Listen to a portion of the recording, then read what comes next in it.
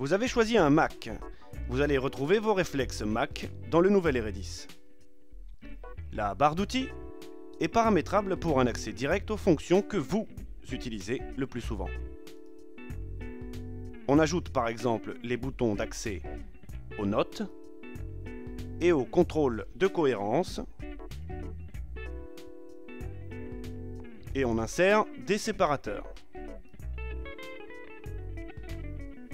Pour ajouter une image, c'est évident. Vous affichez la palette des médias. Toutes les images disponibles sur votre disque dur sont visibles. Vous la faites tout simplement glisser sur la donnée à illustrer. Ce personnage central a plusieurs images. Regardons-les. On peut les grossir, les classer,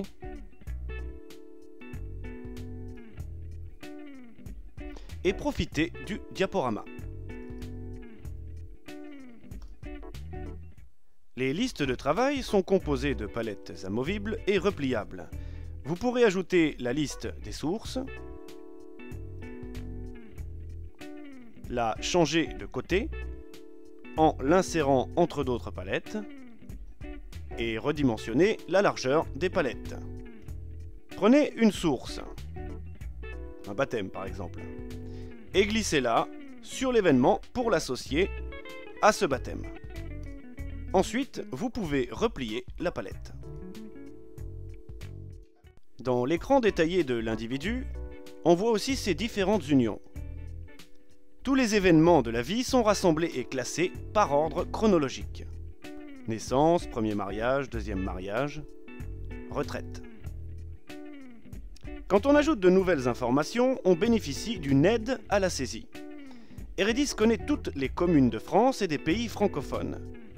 Sélectionnez la bonne commune, les différents éléments du lieu sont automatiquement enregistrés. Ici, c'est Bandol.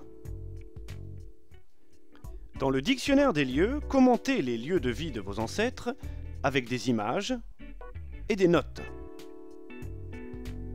Retrouvez les utilisations d'un lieu et accédez directement à l'événement où il est cité.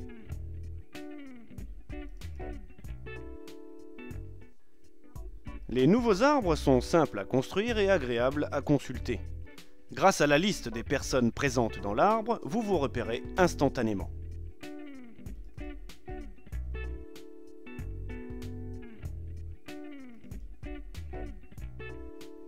La mise en forme des cases reprend les outils habituels de mise en forme des logiciels Mac.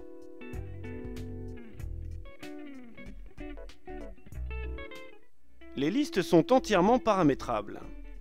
Dans cette liste d'ascendance, vous pouvez modifier le format de date.